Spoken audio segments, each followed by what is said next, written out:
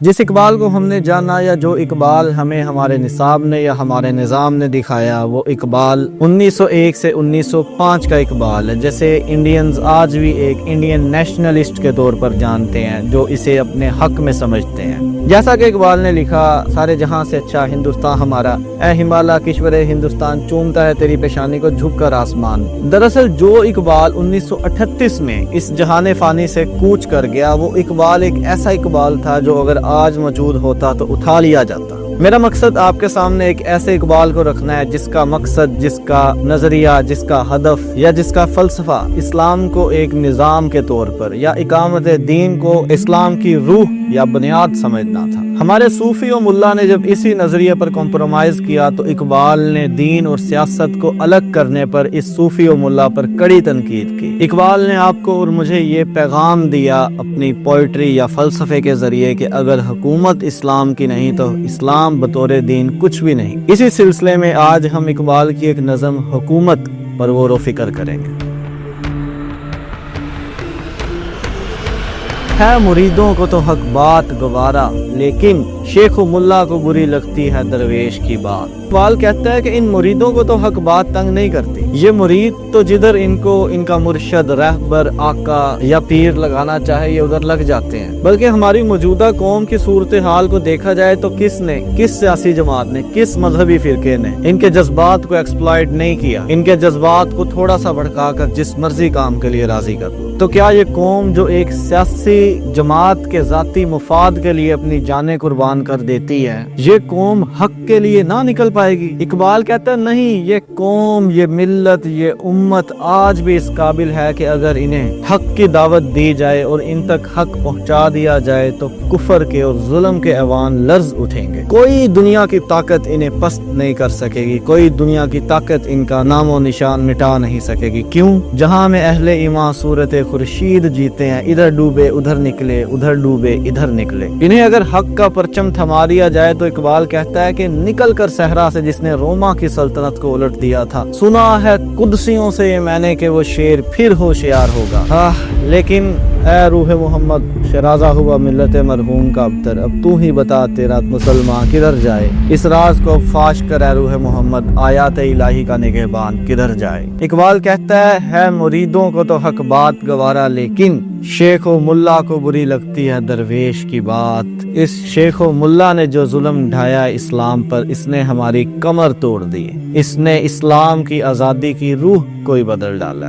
ملا کو جو ہے ہند میں سجدے کی اجازت، ناداں یہ سمجھتا ہے کہ اسلام ہے آزاد۔ آج اس ملا کو سجدے کی اجازت وائٹ ہاؤس کے سامنے بھی ہے، یہ ٹرمپ کے سامنے اذان دیتا ہے تو اس نے یہ تصور کر لیا کہ اسلام آج دنیا میں آزاد ہے۔ اور آج ان مریدوں کو، جنہوں نے دریاؤں میں گھوڑے ڈالنے تھے، جنہوں نے غزہ کی بچیوں کی عزت بچانی تھی، جنہوں نے عافیہ صدیقی کو رہا کروانا تھا، 20 سال 2003 سے مارچ 2023 20 سال کوئی قتل بھی کرتا ہے نا تو عمر قید 14 سال میں ختم ہو جاتی ہے، اور آپ خود اپنی بیٹی کو یہاں سے اٹھا کے اور آپ بیچ دیں اور 20 سال سے اس کو لاوارث چھوڑ دیں، تو یہ کہنے کو دل نہیں چاہے گا کہ کاش ہم پاکستانی نہیں ہوتے، کہ ہماری وزارت خارجہ ہمارے لیے ڈپلومیٹک 2 لفظ نہیں کھول سکتی، یا بتا دینا پوری قوم کو کھل کے سامنے بتا دیں کہ ہم غلام ہیں، ہمارے سب کے غلامی کے توق لگے ہوئے، ہم ان کے کتوں سے بھی بدتر ہیں، کہ ہم ان سے یہ بھی نہیں کہہ سکتے کتا بھی بھو کر سکتا ہے، ہم تو بھو بھی نہیں کر سکتے۔ ہماری حیثیت کیا رہ گئی ہے؟ انتہائی شرمناک بات۔ جنہوں نے اس دین کو، اس امت کو رسوائی سے بچانا تھا، ان مریدوں کو یہ شیخ، یہ ملا کہتا ہے کہ ان سلاطین کی، ان حکمرانوں کی اطاعت کرنا ہر حال میں فرض ہے۔ جبکہ اقبال نے ایک اور شعر میں لکھا تھا، فتنہ ملت بیضا ہے امامت اس کی، جو مسلمان کو سلاطین کا پرستار کرے۔ اپنے ٹاپک پر واپس آتے ہیں۔ قوم کے ہاتھ سے جاتا ہے متاع کردار، بحث میں آتا ہے جب فلسفہ ذات و صفات۔ اقبال کہتا ہے قوم کے ہاتھ سے جاتا ہے متاع کردار۔ یہ صلاح الدین ایوبی کے جانشین، یہ خالد بن ولید کے پیروکار، وہ جنہوں نے صدیوں سے کھڑی رومن امپائر کو زمین मदहोश कर दिया, जिन्होंने कादसिया में झंडे गाड़े, जिन्होंने पूरे 1400 साल इस दुनिया का नक्शा खुद तरतीब दिया, जिनके हंगामों से थे आबाद वीराने कभी, जिनके नबी के बारे में कुछ गलत बोला गया तो इनके पैरों की धमक ने जमीन हिला दी, इनकी आवाज की गरज से आसमान कांप उठा, जिनके बारे में इकबाल ने लिखा था कोई अंदाजा कर सकता है उसकी जोरे बाजू का, निगाहे मर्दे मोमिन से बदल जाती हैं तकदीरें, जिन्होंने ताजे सिरे दारा का ताज अपने पांवों में कुचल डाला था। कभी ए नौजवान मुस्लिम तदब्बुर भी किया तूने, ए नौजवान मुस्लिम कभी तूने गौर फिक्र भी किया, तुझे उस कौम ने पाला है आगोश मोहब्बत ने, ए नौजवान मुस्लिम तूने कभी तदब्बुर भी किया कि तू किस कौम का वारिस है, तुझे उस कौम ने पाला है आगोश मोहब्बत में कुचल डाला था जिसने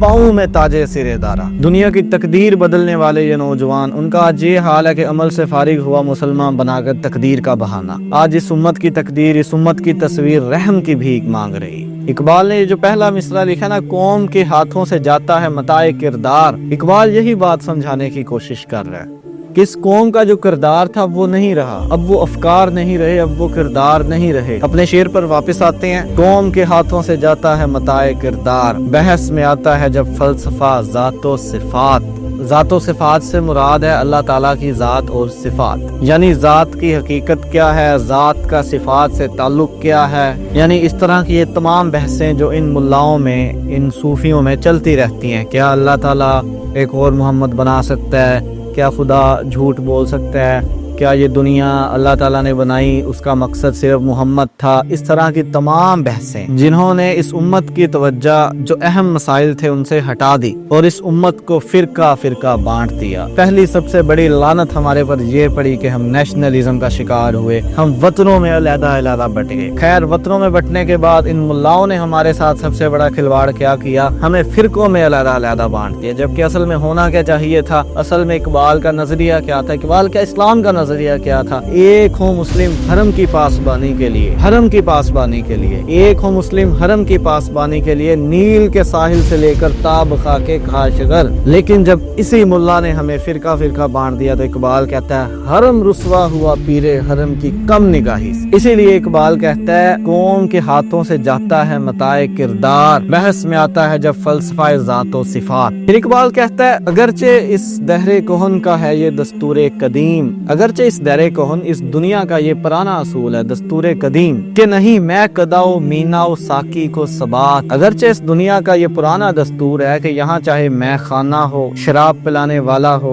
या शराब की सराही, कोई भी चीज हमेशा कायम रहने वाली नहीं। ये मैं खाना बदलता रहता है ताकि एक के बाद एक नया आता रहता है। सराहियां और प्याले टूटते रहते हैं और इनकी जगह नए आते रहते हैं। यानी दरअसल इकबाल जो हकीकत में कहना चाह रहा है वो ये है कि इस दुनिया में रेवोल्यूशन, इनकलाब और तगय्युरात ये तमाम वक्त के साथ होते रहते हैं। एक सल्तनत गिरती है, दूसरी सल्तनत खड़ी हो जाती है, एक हुकूमत जाती है, दूसरी हुकूमत आती है, एक कौम आजाद होती है, एक कौम गुलाम बन जाती है। ये इस दुनिया का असूल है। ये जहाँ इनकलाबात और तगय्युरात से दो चार रहता है, यहाँ किसी हुक्मरान, खानदान या किसी फर्द की हुकूमत को सवात नहीं। गरचे इस देरे कोहन का है ये दस्तूरे कदीम कि नहीं मैं कदाओ मीना साकी को सबाक। किस्मत बादा मगर हक है उसी मिल्लत का, अंग भी जिसके जवानों को है तलखाबे हयात। अगरचे मैं खाना जहान को सबात नहीं, लेकिन इकबाल कहता है इस मैं खाने से शराब पीने का हक सिर्फ उस कौम को है जिसके नौजवान इस दुनिया की जद्दोजहद में शामिल होते हैं और इसकी सख्तियों और जहर को आसानियां और शहद समझ लेते हैं। इकबाल कहना चाह रहा है कि जो कौम तावीले मसाइल को बहाना नहीं बनाती, जो अपनी महरूमियों को बहाना बनाकर एक्सक्यूजेस नहीं पेश करते, जो ये नहीं कहते कि दीन पुराने दौर की चीज है, आज के दौर में इसका नफाज किस तरह मुमकिन है, जो सब कुछ बर्दाश्त कर लेते हैं लेकिन कभी भी हकीकत से मुंह नहीं मोड़ते। इकबाल कहता है ऐसी कौम पर जवाल तो आता है लेकिन ऐसी कौम कभी भी जिल्लत और रुसवाई का शिकार नहीं हो। इकबाल ने अपनी डायरी स्ट्रे रिफ्लेक्शंस में ये लिखा, मेरे नजदीक किरदार ही वो मख्फी कुव्वत है जिससे कौमों के